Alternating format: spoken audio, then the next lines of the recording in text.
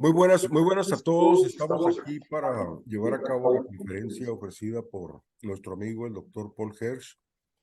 Eh, Estamos ambos consternados por el deceso de nuestro amigo Manuel Santillana el día de ayer y pues Paul ha decidido dedicar esta sesión en su memoria.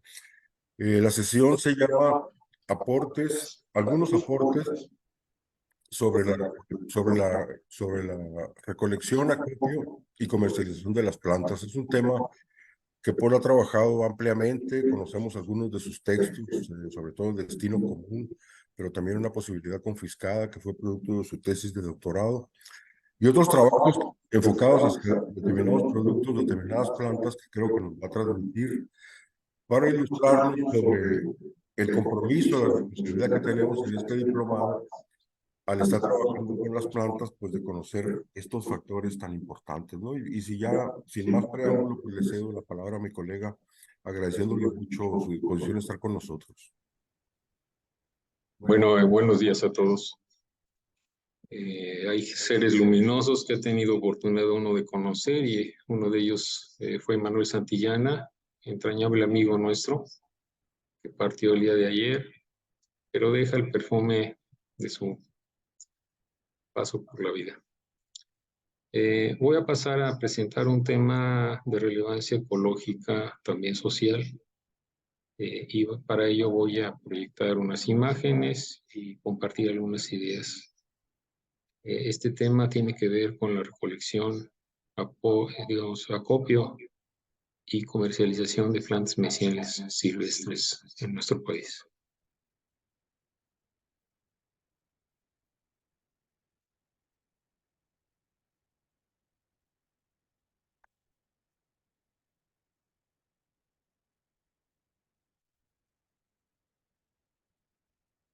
Creo que se ve ahí, ¿verdad? Bueno, sobre este tema vamos a basarnos en diversos estudios que se han echado a andar a lo largo de varios años, tratando de hacer una derivación también para lo que significa a nivel del noroeste y de Sonora esta temática.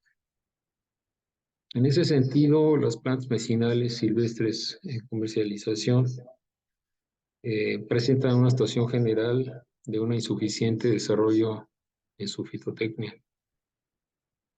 Esto se enfrenta con un incremento en la demanda a nivel nacional e internacional, y también esto tiene una repercusión sobre la viabilidad de los recursos silvestres en general.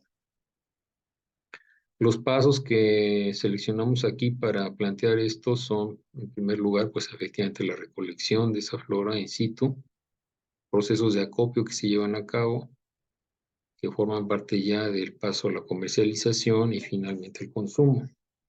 En términos generales, la recolección de este tipo de especies implica el involucramiento de población de jornaleros, no necesariamente de propietarios o de comuneros o de ejidatarios, pero sí de un sector de la población a nivel campesino que replica, digamos que pasa o se ocupa, se ocupa de una práctica pues ancestral en las civilizaciones, que es recurrir a su medio físico y biológico en busca de recursos.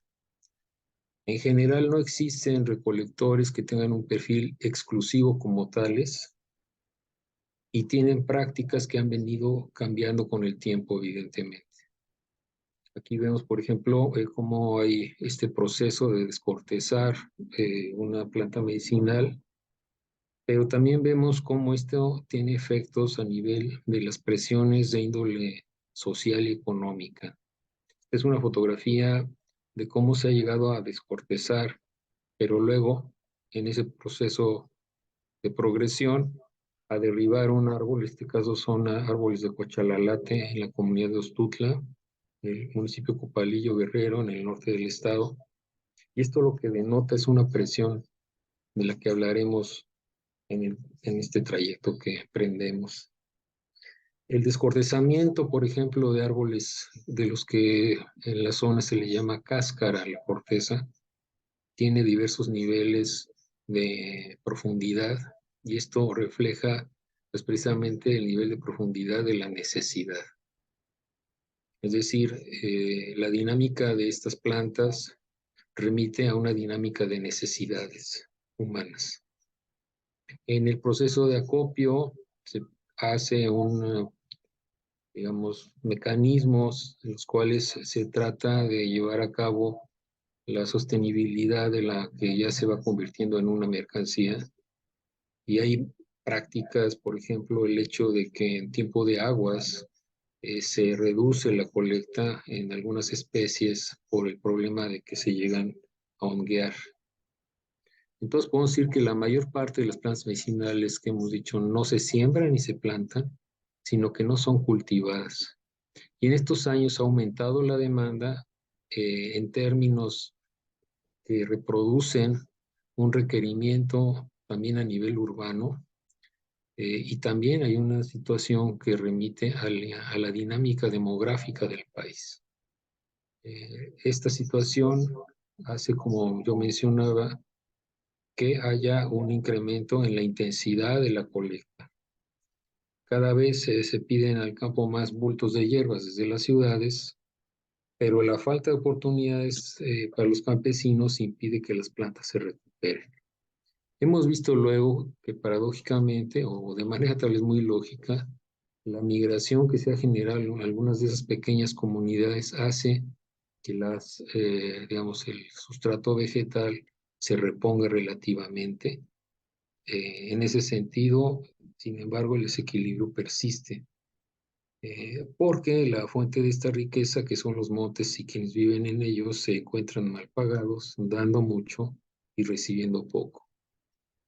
En términos generales, esa riqueza del país, humana y vegetal, requiere protección y estímulo, y faltan procedimientos de extracción que protejan a las plantas, pero también los recolectores necesitan organizarse y mejorar la situación.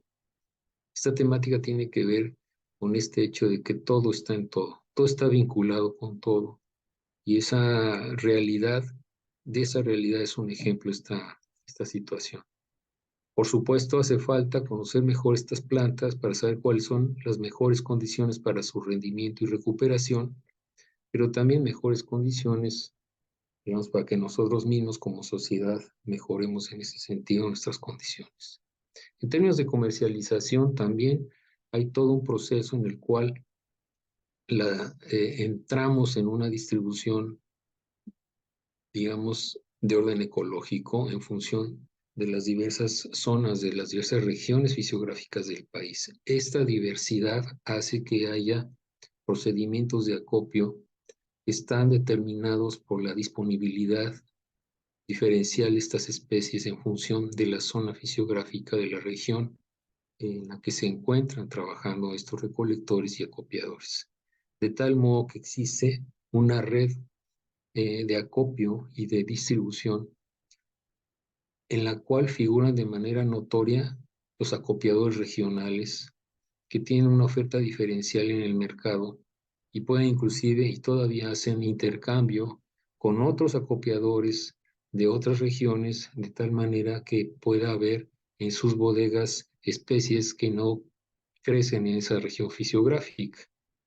En ese sentido, aquí vemos, por ejemplo, una imagen de la feria de Tepalcingo, y aquí vemos en el sur de Morelos, es una de las ferias de Cuaresma, tradicionalmente destacada como ser un centro de, digamos, de flujo de mercancías y de, digamos que de recursos del campo que provienen mucho de selva baja caducifolia. En ese sentido, las bodegas tienen también una diferenciación. Hay bodegas que alcanzan a tener ya redes de relaciones hacia el exterior del país, alcanzan a llevar a cabo procesos de exportación y otras que son más locales y que nutren a bodegas de la Ciudad de México o de otras capitales de los estados. Aquí vemos, por ejemplo, el caso de dos especies de selva caucifolia, la cancerina y el cochalalate, que se encuentran a la venta en estas condiciones en California, en San Francisco, California, y hemos tenido oportunidad de ver cómo se puede seguir el trayecto comercial de estas especies al grado de que los acopiadores regionales, por ejemplo, de Axochapan, en el sur oriente del estado de Morelos, identifican precisamente como de su origen este tipo de mercancía, dado que ellos la transportan hasta o la envían a la frontera, luego se pasa a la frontera y ahí hay otra cadena de distribución muy versada o muy dirigida a nuestros compatriotas que viven o sus descendientes que viven en las ciudades de Estados Unidos como laboradores ahí. El proceso de acopio implica también la molienda, en el sentido de que esto permite, digamos, generar también modalidades de venta de la planta que no son solamente en términos gruesos, como es los trozos de cáscaras, cortezas de madera, las flores en bulto, hojas, etcétera, sino que la molienda hace que este proceso les permita al acopiador, digamos, ofrecer su mercancía en cajas pequeñas, en otro tipo de bultos. Y últimamente el proceso ha sido cada vez más, inclusive en algunos casos, a que algunos acopiadores ya están encapsulando la planta. Esto hace que ellos optimicen la ganancia digamos, en su procesamiento, y también, digamos, que es una expresión de la intensidad de la demanda a la que se han sometido estas especies. Entonces, ¿qué nos obliga a juntar las plantas medicinales sin darles oportunidad de recuperarse? Cada vez son más pedidas en los mercados. ¿Cómo son las cosechas de maíz y de frijol en la zona? Entendiendo esto desde una visión contextual, ¿hay buen trabajo? Es decir, todos estos elementos son parte de preguntas que se han hecho, que son susceptibles de aplicarse en los procesos de participación, que son uno de los referentes del diplomado en el marco del cual estamos haciendo esta presentación. Y nuevas preguntas: ¿qué podemos hacer para seguir teniendo plantas medicinales y conservar nuestros montes? ¿Qué tanto serviría juntarlas como antes? ¿Y qué tanto serviría, por ejemplo, cercar a algún lugar donde libremente puedan crecer? Porque cada vez más es necesario recurrir y reconocer la importancia de las autoridades agrarias locales, de las organizaciones que detentan la propiedad colectiva de la tierra y de otros espacios que son también susceptibles de ser ocupados para la recolecta de estas especies. ¿Cómo se llega a este cometido ahora muy fundamental de la sostenibilidad de las fuentes de abasto, ¿no? ¿Qué tanto serviría sembrarlas? ¿Y qué tanto serviría trasplantarlas a lugares donde crecían antes? ¿Por qué? Porque partimos de reconocer un abordaje contextual de este proceso. Entonces, efectivamente, la planta medicinal llega hasta el consumidor por diversos caminos, ¿verdad? Hay una cadena de vendedores que puede ser larga o corta. El campesino que recolecta la planta es el primer vendedor, es el que menos dinero, sin embargo, recibe. En promedio, en este estudio, que ha ido evolucionando la situación, pero en este estudio de partida, un 7% de especies seleccionadas para analizar es el que pagan los consumidores en México, en el sentido de que digamos, lo que recibe el recolector es una proporción muy limitada. El trabajo del recolector es además casi siempre muy pesado, y luego viene en esa cadena la figura del acopiador local y regional, que ganan un poco más. Si el 7% de lo que pagan los consumidores va a dar al recolector, en esta segunda etapa el acopiador local y el regional pueden ganar de un 10 a un 15%. Pero eso, sin embargo, sigue siendo poco, sobre todo si consideramos la función primordial que tienen ellos al enlazar mundos vegetales y culturales tan diferentes, introduciendo al mercado estos productos desde zonas a menudo muy lejanas y de difícil acceso. Entonces, en el caso de las plantas medicinales silvestres de origen del país y que sin embargo se exportan, la proporción que toca al recolector y al acopiador de lo que paga el consumidor en el extranjero pasa a ser de plano muy insignificante. Esto lo vemos con ejemplos muy concretos. Por ejemplo, cuando un recolector vende 1 kilo de cuachalalate, el acopiador luego, al comprarlo y luego al venderlo, va a generar un porcentaje mucho mayor de ganancia en esos otros estadios de la comercialización. Entonces, tanto se han sacado las plantas del monte que ya no se encuentran fácilmente y se las tiene que buscar en lugares cada vez más lejanos. Ya hay tipos de plantas que de hecho no se encuentran y podemos abundar en esto más adelante. Pero, por ejemplo, otros casos como la valeriana mexicana, de la cual se usa su raíz, se ha sacado tanto de México para venta en otros países que ya empezaron a escasear seriamente. Y de hecho, ya ahora la valeriana está catalogada en varias calidades: valeriana de primera, que es muy cara y que se encuentra poco porque se ha exportado mucho; valeriana de segunda y de tercera. Efectivamente hay mucho dinero en el negocio, solo que no lo ven ni lo imaginan quienes más se desgastan en él, ni los recolectores, ni los acopiadores locales y regionales. Y si lo vemos de manera contextual, menos los montes, ¿verdad? Porque se genera una riqueza insospechada y hay una amenaza que ahora vamos a exponer, que se incrementa esta amenaza por las condiciones actuales del cambio climático que estamos viviendo y otros elementos también de índole social. Entonces, este es un ejemplo de un árbol de cochalalate. Como ustedes ven, no solo es el tema de cómo se recolecta. Antes había una recolección mucho más limitada en una relación con la flora de otra naturaleza. Pero la relación cada vez más instrumental hace que, por ejemplo, existan grupos de campesinos jóvenes que deciden migrar y entonces no tienen interés en conservar el árbol porque no van a regresar. Ellos están planteándose su migración a los Estados Unidos y lo que hacen es derribar el árbol, sacar la cáscara o la corteza, la cáscara como se dice localmente. Tampoco les importa mucho algo que el recolector tradicional habla, que dice que no hay que llegarle al huesito del árbol, al huesito del tronco, en el sentido de que también velan por no retirar de la corteza, sino solamente la parte más superficial, que es la de interés terapéutico.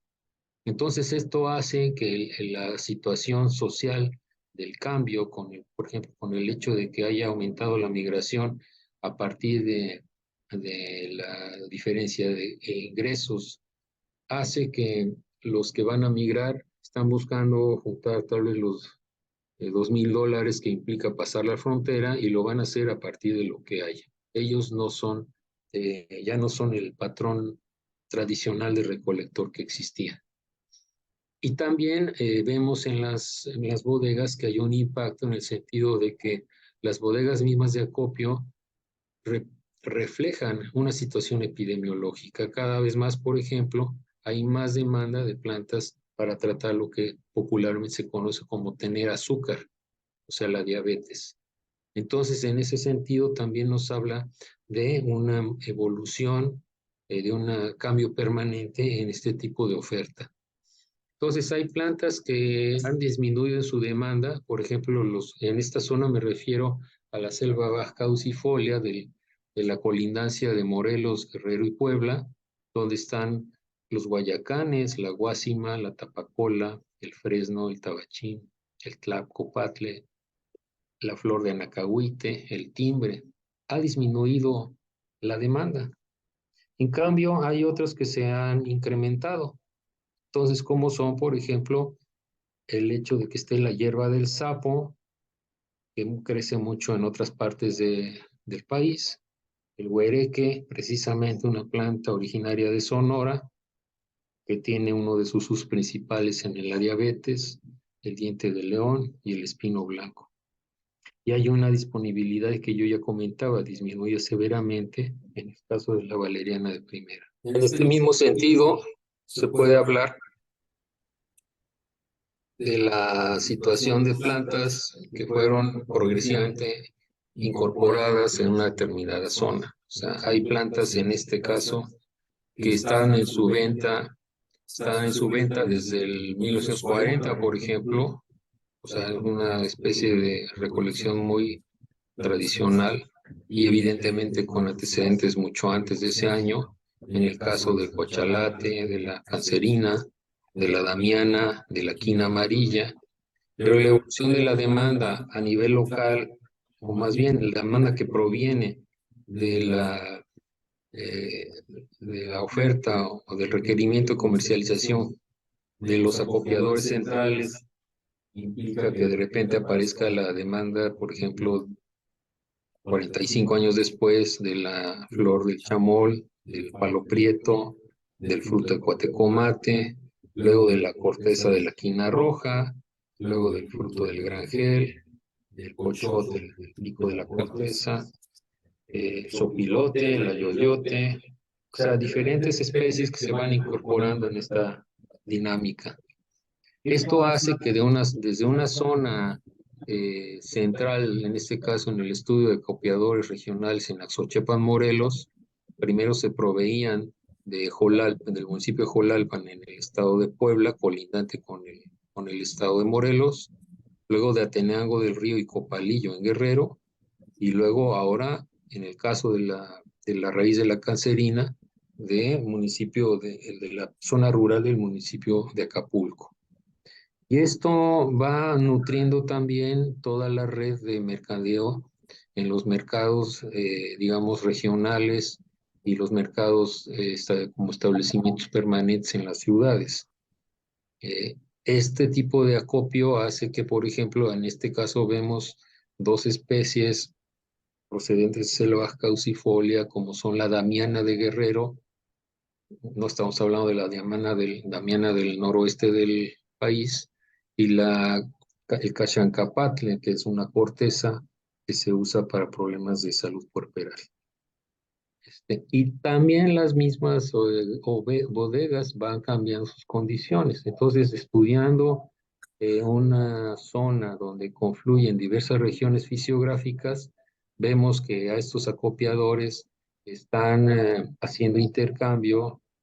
Algunos centros de acopio regionales están ubicados en el mapa como tales, y hay un intercambio entre ellos en función de las regiones fisiográficas donde se ubican, en este caso numeradas del 1 al 5 en este mapa.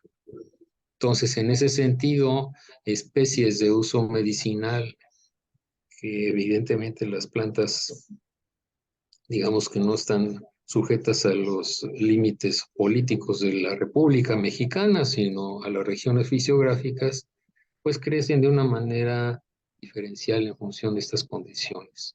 Y esto hace que estas especies, si regresamos al cuadro, pues la oferta del acopiador que está en la zona sur de Morelos o en la región del Alto Balsas o en las regiones ya más en el altiplano o del norte, tengan digamos, un aporte diferencial de especies. Y esto hace que exista no solamente un intercambio, sino que este intercambio es una expresión de la diversidad botánica del país. También la dinámica, digamos, de demanda tiene un impacto en especies específicas. Por ejemplo, en la quina blanca, los números de individuos por hectárea pueden llegar a incorporarse en términos, incrementarse en términos numéricos, pero en este ejemplo, a partir de la edad, hay un momento en que la planta ya es más vulnerable al pastoreo de cabras y luego a la recolección comercial, a este grado de que no encontramos árboles ya de edad precisamente por la presión. Y esto también sucede, por ejemplo, con la quina blanca en términos de su concentración media por edad y hectárea. O tenemos tres muestreos diferentes en función de zonas donde hay más recolección comercial, y también en el hecho de que haya cómo incide el pastoreo y cómo incide cuando en una región está la recolección y el pastoreo de cabras. Entonces vemos cómo hay un momento en el que en este último caso, después de un incremento en una edad en años, este descenso de la disponibilidad obedece precisamente al hecho de que se junten, de que confluyan estos dos orígenes de demanda para la extracción. Y aquí tenemos un caso de cómo se incrementa el precio de una especie, por ejemplo, la prodigiosa o zacatechichi, desde el precio, o sea, desde que recibe el recolector en la Mixteca poblana y en la depresión de Balsas, en este caso 1.5 pesos, cómo esto va evolucionando, sube a 3.5 pesos, pero cuando se encuentra en Los Ángeles, California, el dólar, una bolsa de 14 gramos se vende por $1. Entonces estamos hablando de un incremento de 536 a partir de 1.5, en cifras que son ya de tiempo atrás. Pero esto nos está hablando de una dinámica importante de atención porque supone una presión importante, ¿no? Viendo un árbol, analizándolo de un año a otro, vemos cómo muere este árbol de Cochalalate, estudiándolo de un año al otro, cómo primero estaba descortezado parcialmente y luego ya acabamos viendo el efecto de este descortezamiento perimetral. Y esto mismo sucede en otras comunidades de la colindancia de Guerrero, Morelos y Puebla. Este es un árbol de quina completamente descortezado hasta donde alcanza el recolector al tocar. Entonces, en ese sentido, hay una situación de elementos que vulneran, por ejemplo, o que pueden conservar. O sea, por un lado, la intensidad de explotación de la especie que responde a una demanda se toca también con una afectación diferencial, porque no es lo mismo que se demande la raíz de una planta o sus semillas o la médula de su tronco a que se demande alguna parte que es más de índole, que no sea determinante para la sobrevivencia de esa planta. Entonces son diferentes ámbitos de incidencia los que emanan de aquí. Por ejemplo, el hecho de que si esa especie es incluida en preparados comerciales, pues va a tener una mayor demanda. Si esa especie es forma parte de una legislación donde hay una protección tal, si las condiciones locales de productividad agropecuaria hacen que haya una menor presión sobre la vegetación silvestre, todo esto nos habla de un sistema, de una interrelación entre factores y de este destino común existente entre estas especies y los recolectores y la población en general, ¿no? Este incremento, como decíamos, pues constituye inclusive un marcador epidemiológico indirecto, por ejemplo, cuando vemos el incremento en la venta de preparados antidiabéticos que están ahí, o también otro orden de incremento es el que encontramos en las plantas destinadas a tratar lo que se conoce como nervios de manera genérica.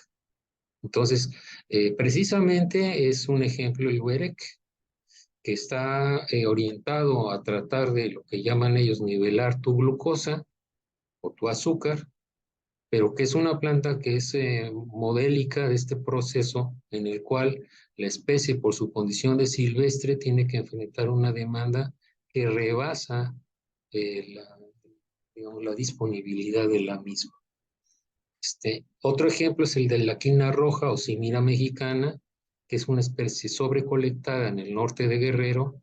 Estos eran los atados como se vendía antes y ahora es una especie verdaderamente muy difícil de localizar. Esto nos habla de la necesidad de introducir a fitotecnia, a estudios de esta naturaleza, especies que han estado muy en el mundo del México profundo, ¿no?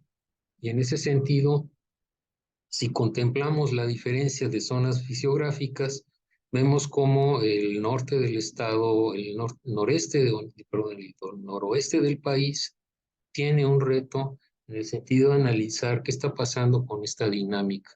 En el contexto de esta presentación, que es el diplomado que está llevando a cabo el Colegio de Sonora, creo que hay preguntas importantes que plantear en ese sentido. ¿Qué factores están vulnerando o protegiendo este componente de nuestro entorno.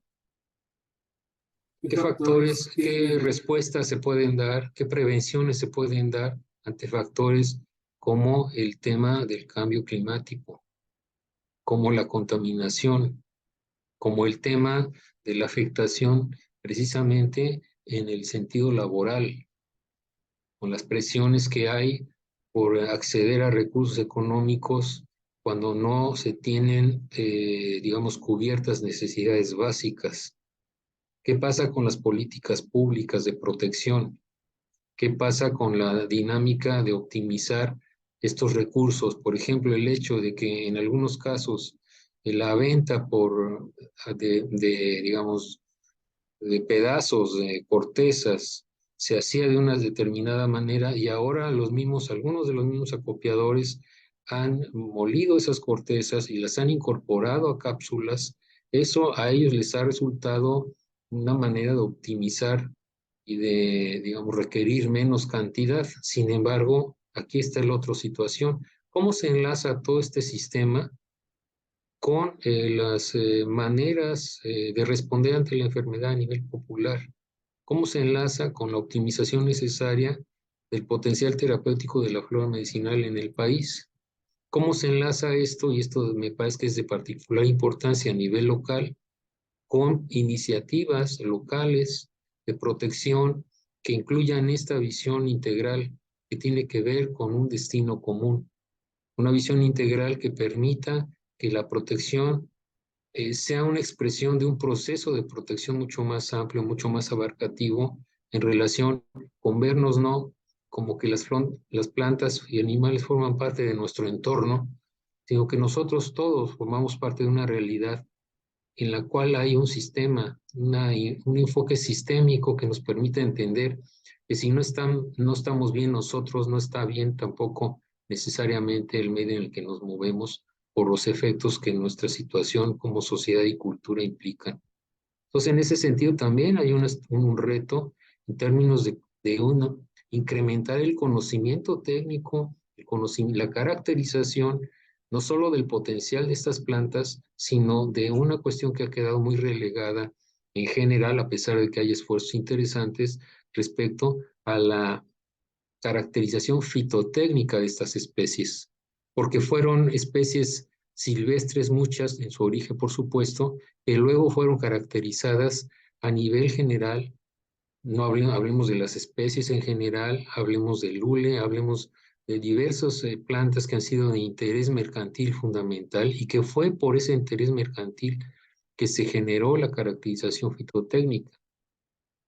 En este caso, ese interés mercantil ha estado muy subsumido en ese México profundo y requiere el involucramiento de instituciones y de la academia también para dar una respuesta de incidencia ante esta situación que definitivamente nos habla de un sistema globalmente operando o en vulneración. Y es un sistema biocultural.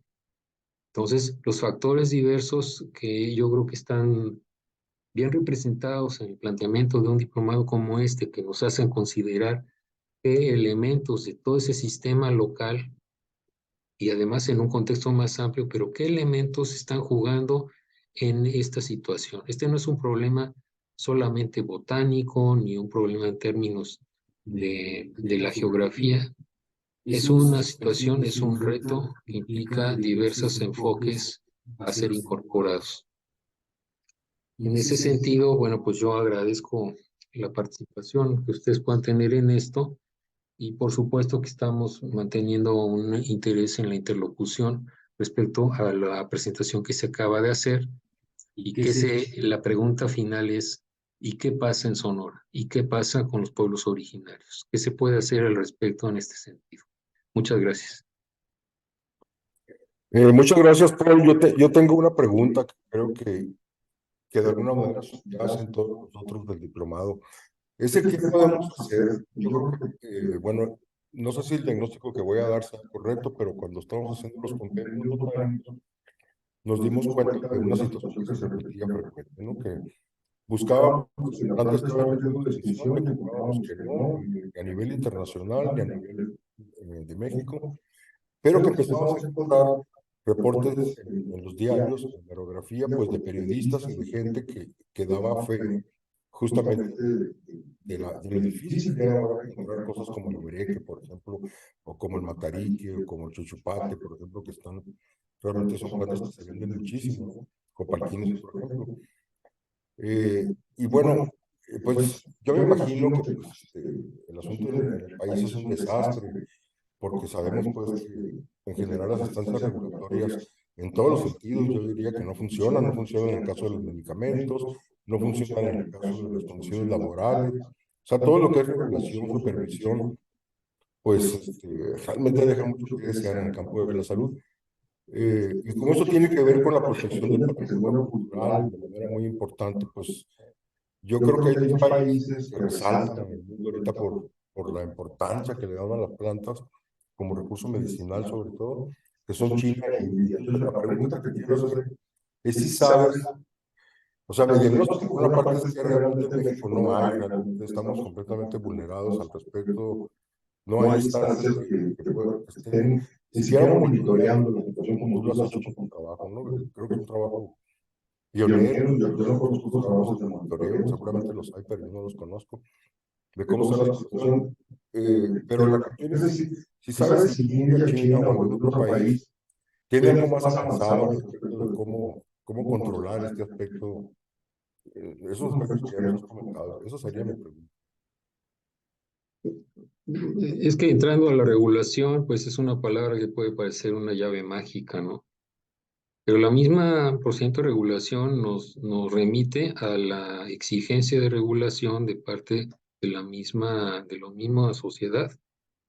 Entonces, por un lado, sí hay ejemplos, y los hemos visto a nivel municipal, de una regulación municipal donde las autoridades dicen no vamos a permitir ya más salida de plantas para comercialización. Hay una especie de veda, y esto se ha dado, por ejemplo, en el municipio de Jolalpan se generó ese proceso.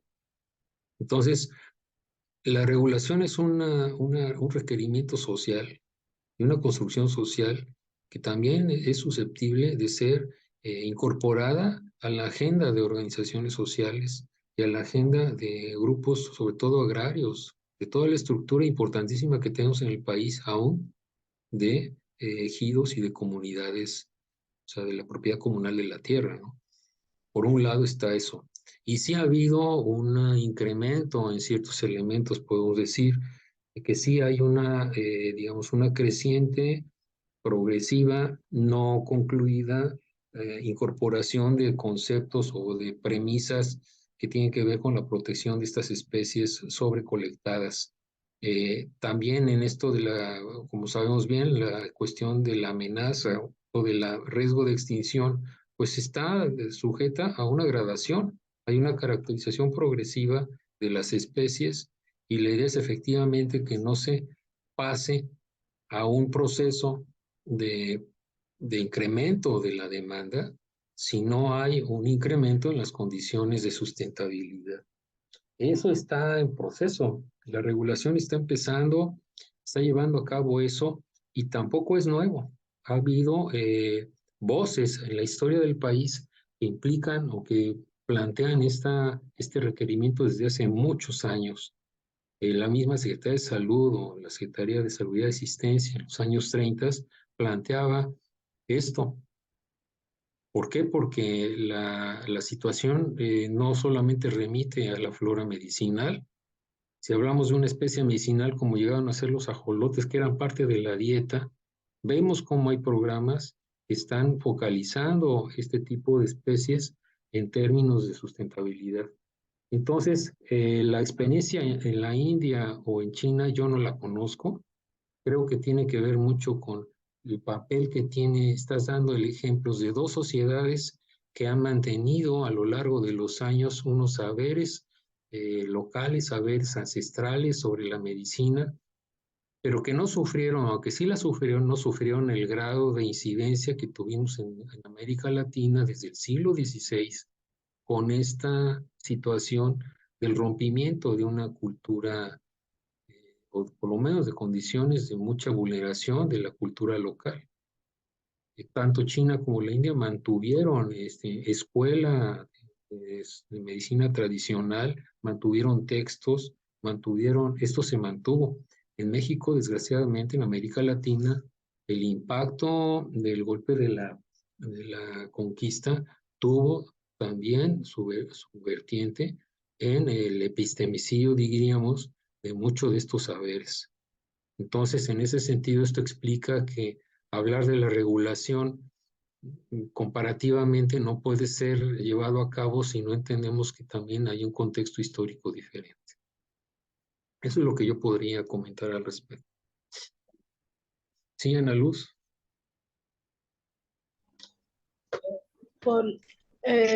Ahora que en el curso 3 que estuvimos en el mayo, nos tocó ver parte de cómo el monte natural las máquinas están quitándolo para convertirlo en tierras de cultivo. Entonces, algunas de las alumnas pues comentaban, ¿no?, la tristeza que le da que están desapareciendo pues las plantas para que posteriormente esas tierras se vayan a convertir en tierras de cultivo. Entonces era como hacer este comentario, ¿no?, cómo está sucediendo ahora aquí en Sonora, en el Valle del Mayo en particular, ¿no?, y la tristeza que sentían las alumnas. Yo creo que aquí estás tocando, Ana Luz, un tema también, una vertiente importante, porque ¿cuáles son los procesos que están colocando en situación difícil esta realidad? Bueno, por un lado está el incremento en la frontera, digamos, de la ampliación, el desplazamiento de la frontera de los cultivos, de la frontera digamos, de la urbanización. Y esto significa, y lo vemos a diverso nivel, pues cada vez hay menos especies silvestres que estén en condiciones óptimas. ¿Por qué? Pues porque el espacio es limitado y los procesos de esta sociedad que sigue y sigue en la idea de un crecimiento sin límite, pues están impactando esos hábitats. Otro ejemplo es el de los megaproyectos extractivistas que barren con todo. ¿Por qué? Porque predomina precisamente esa visión instrumental de la relación con la naturaleza que se le ha visto de manera muy fehaciente como un espacio de segunda que no merece todo el interés que se requiere. O sea, se hizo una diferenciación entre sociedad y naturaleza de la cual estamos ahora, digamos que viendo las consecuencias. Entonces, sí hay una falta además de transversalidad a nivel de las políticas públicas, porque está compartimentalizada las temáticas y las problemáticas. No hay todavía el suficiente grado de transversalidad para entender que un problema de índole sanitaria es hoy cada vez más un problema de índole ecológica, es un problema de índole económica, es un problema que implica diferentes facetas en las cuales se requiere una visión mucho más integral. Las políticas públicas efectivamente es un campo que necesita fundamentarse cada vez más en estudios más detallados, más precisos y que reconozcan esta transversalidad de los problemas. Ante esa transversalidad de los problemas se necesita una transversalidad de los enfoques. Como plantea Richard Levins, dice, tenemos que ver los problemas desde una perspectiva grande, porque si no, no los vamos a abarcar. Pues este problema no es el problema del cochalalate descortezado, es el problema de un sistema que ya está afectando al planeta, es un problema de alcance planetario en el sentido de que se toca una parte y esta parte afecta a todo el sistema. Este momento es un momento crítico en ese sentido. Entonces, para no hablar de arqueología y de que estos temas y problemas sean del pasado, y la importancia de mantener esta esperanza en la vida, en la calidad de vida, se requiere trabajar también a nivel local. También entender que esta regulación y que esta problemática empieza a ser abordada también a nivel de la capacidad de organización y de la capacidad de análisis colectivo que se pueda tener e individual en las comunidades donde vivimos. No nada más out. Es esta combinación de la pequeña escala con la gran escala abarcativa. Es lo que podríamos ir diciendo respecto a lo que tú compartes, Ana Luz. Muy bien, pues no sé Pues si muchas gracias por la charla. Vamos a tener un debate de esta charla con nuestros alumnos del diplomado. Los invitamos a acompañarnos. muy bien. Hasta luego. Muchas gracias. Hasta luego.